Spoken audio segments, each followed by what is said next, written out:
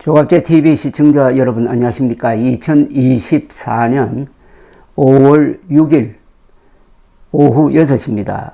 오늘 메이저리그 내셔널리그에서 선두를 달리고 있는 두 팀 로스앤젤레스 다저스와 애틀랜타 브레이브즈 시합이 다저스 스타디움에서 있었습니다.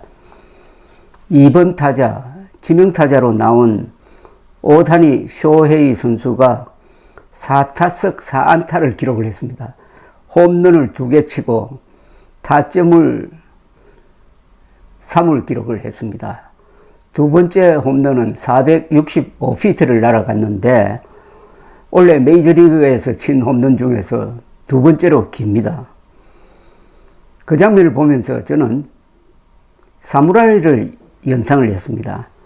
사무라이가 칼을 휘두르듯이 야구 방망이를 휘두르는데 엄청난 속도로 절도 있게 공을 딱 맞춥니다. 미학이 느껴집니다.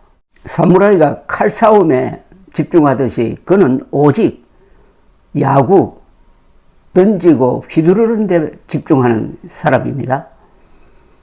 다른 잡념이 없다고 합니다. 영어를 배울 만도 한데 아직도 통역을 쓰고 있습니다.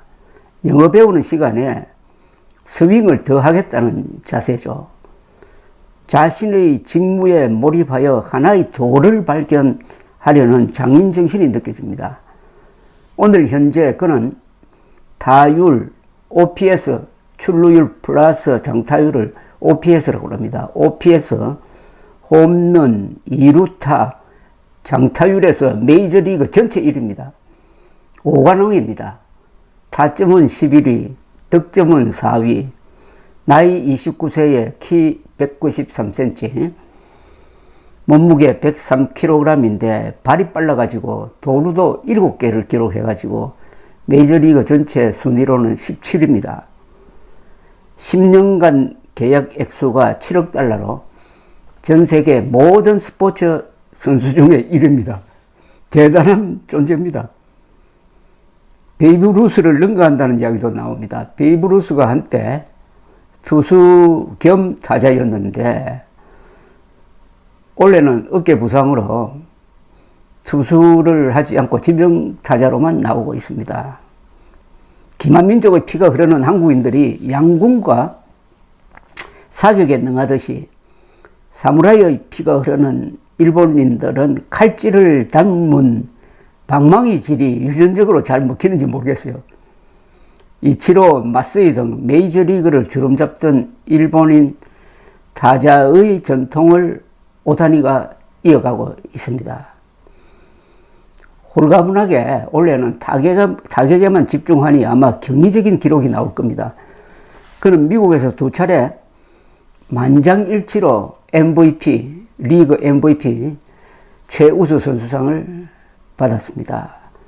이야기가 사무라이로 옮겨갑니다. 70세를 넘긴 한 제1동포에게 제가 물어본 적이 있습니다. 일본에서 오래 사셨는데 보통의 일본인들 사이에서 아직도 사무라이 정신이 남아 있습니까? 그는 한참 생각하더니 남아 있습니다. 면서 이렇게 설명하는 것이었습니다. 일본인들은 보통 사람보다 공을 사보다 앞세웁니다. 제가 물었습니다. 공이라면? 이분의 대답은 이러했습니다. 나라, 회사, 이웃, 사회 뭐 이런 것들이죠.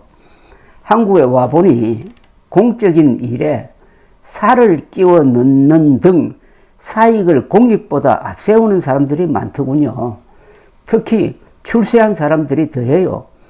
공을 기준으로 하면은 한국의 높은 분들이 일본의 낮은 이들보다 못할 것 같아요. 제가 예를 하나 들어보라고 했더니 이 70대 제1동포는 이렇게 설명하는 것이었습니다. 제가 규슈에 사는데 4층 건물을 짓게 되었습니다. 이웃 사람들이 햇빛을 가린다고 항의하러 왔습니다. 이른바 일조건 문제가 생긴 겁니다. 이웃의 대표 되시는 분이 저를 불러 주민회의에 갔습니다. 한국 같으면 고성부터 오고 갈 터인데 주민들이 저에게 조용조용 이야기하더군요. 김 선생 어떻게 좀 안 될까요? 라는 식으로 말을 하니 저도 성의껏 설명하였습니다. 결국 건물 방향을 가로에서 세로로 바꾸는 것으로 합의가 되었습니다. 대표 되시는 분이 김 선생이 이렇게 해주니 우리도 양보합시다 하면서 주민들을 설득하니 다 듣더군요. 요사이는 친한 이웃이 되어 잘 지냅니다. 일본에서 북한 전문가로 활약하고 있는 한 조선족 출신 학자는 이렇게 말했습니다. 저는 일본의 사무라이 정신이 직업 정신으로 살아있다고 봅니다. 자신이 맡은 일에 엄격하고 철저합니다. 조금 전까지 웃고 떠들던 사람도 일단 일을 시작하면 완전히 달라져요. 무섭게 보입니다. 자신의 실수부터 용서하지 않습니다. 몇 년 전 시코쿠로 여행을 갔습니다.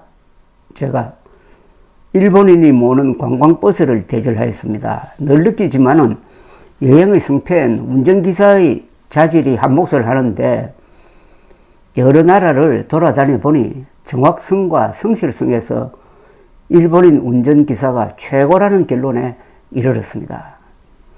이번 여행에서 만난 운전기사는 40대로 보였는데 아침에 출발할 때는 잠시 묵상을 하더니 요시 하고 기합을 넣곤 하였습니다.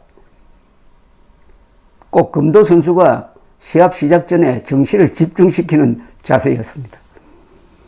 저런 대결 자세로 일에 임하니 실수가 없겠구나 하는 생각을 했습니다. 일본인 사회인 금도 시합을 구경한 적이 있습니다. 도쿄에 가서. 같은 체급이면 여자 남자 구분이 없습니다. 여자와 남자가 대결하는데 여자가 이기는 경우가 많았습니다.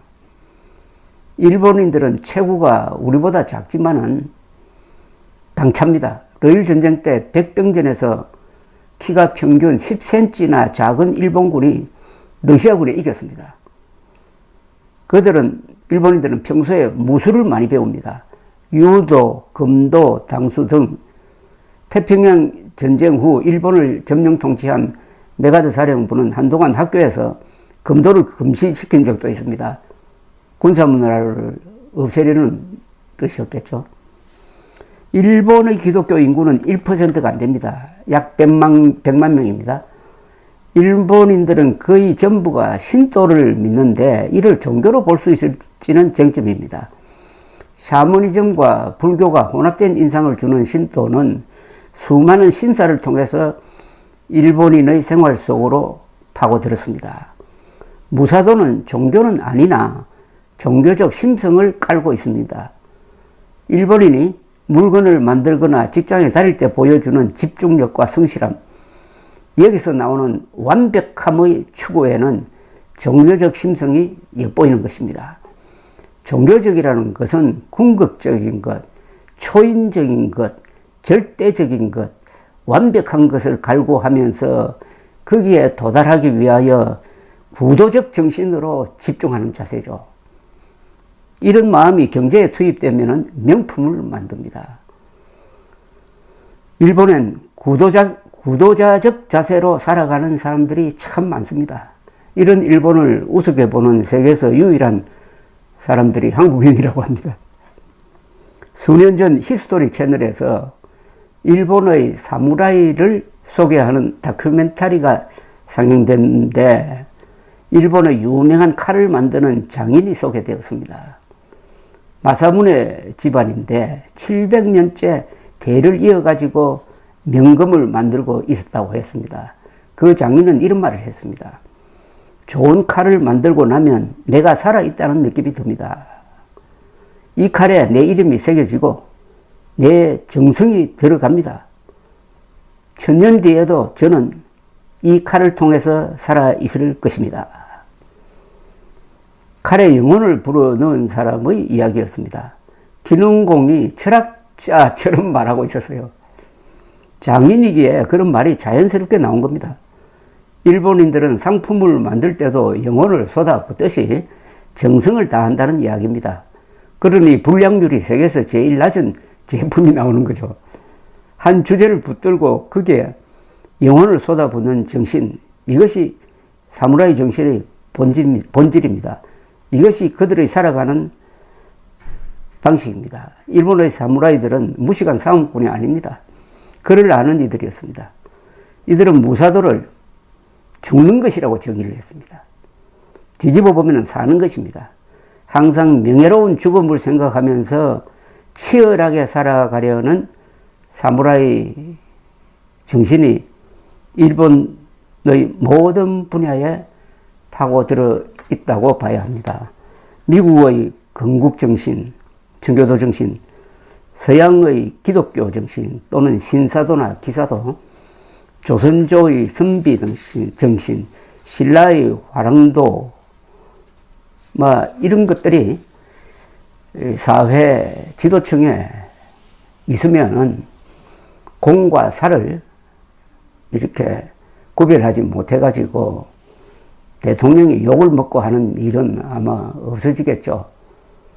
오늘 오타니 선수의 타격을 보면서 메이저리그의 사무라이 같이 느껴졌습니다. 사무라이처럼, 사무라이가 칼을 휘두르듯이 오타니가 야구 방망이를 휘두르니까 앞으로 참 볼만할 겁니다. 감사합니다.